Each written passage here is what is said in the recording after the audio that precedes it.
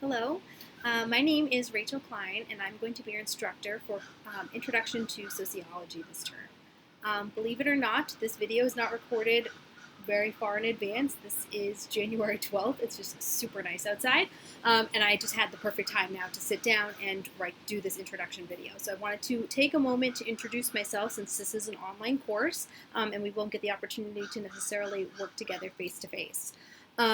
So just a little bit about myself. I actually used to work here at Becker full-time in the Teaching, Learning, and Technology department, working with Canvas. My specialty is building online courses in our learning management system. So if you have any feedback about the way the course is designed, or if you have any questions or concerns about Canvas along the way, don't hesitate to let me know. That being said, the Canvas ate my homework doesn't necessarily work with me, unless it's true, because sometimes that does happen, but I can always look in and see exactly what's going on, so just keep that in mind. But if you have any other questions or concerns about Canvas along the way, just shoot me an email and I'll be happy to check it out. I actually now work full-time at Johnson & Wales University down in Providence, working in their College of Online Education, building online classes as a full-time job, which I absolutely love.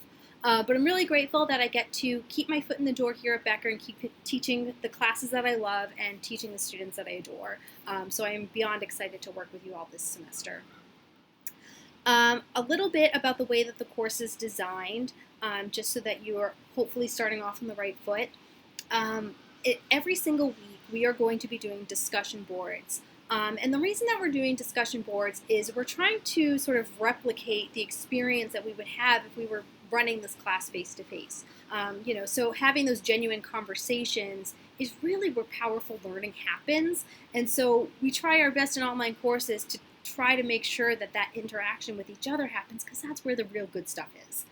And so the way that it works is you have to have enough time to post something and then reply to each other in order for that conversation to actually work.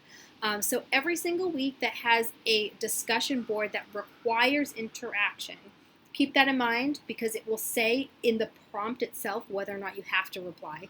But if you do have to reply, those initial posts are going to be due by the end of the day on Thursdays, so that you have until the end of the day on Sunday to do any required replies. Everything else, any quizzes or reflections or anything else that you have, has that end date of the end of the day on Sunday. And our next module will start that following Monday. I'll take a couple of days to catch up on my grading, and we will move forward in the next module. If you have any questions about that, please don't hesitate to let me know. I try to set the due dates in a way that is most meaningful so that nobody forgets when those initial and final due dates are due, but it can be a little bit confusing, so don't hesitate to let me know if you have questions.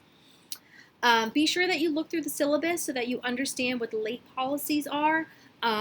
Because we're trying to replicate those genuine good conversations in a classroom for discussion boards, you can't be late in a discussion board. That would be like popping into an empty classroom and just saying something that no one else is there to hear.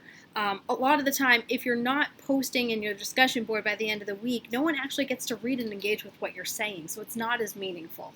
That's not to say that you shouldn't be engaging with the material and thinking about those questions, but as far as contributing to the conversation, it's just not there. So note late discussion boards will be allowed. However, any late Newsweekly posts or reflection posts, because they're worth a little bit more, will be accepted late with a 10-point deduction every day that it's late. Quizzes will not be accepted late. It won't let you in if you tried to go in after that due date is passed. And the major assignments, except for that last essay, which will not be accepted late, will be accepted with 10 points. And I'll remind you of this along the way so you don't feel lost. I just want you to start off on the right foot and be like, you know what those policies are. And again, they're reiterated in the syllabus, so if you have any questions or concerns, just take a look at the syllabus. Okay, I think that's enough right now for as far as the structure is concerned.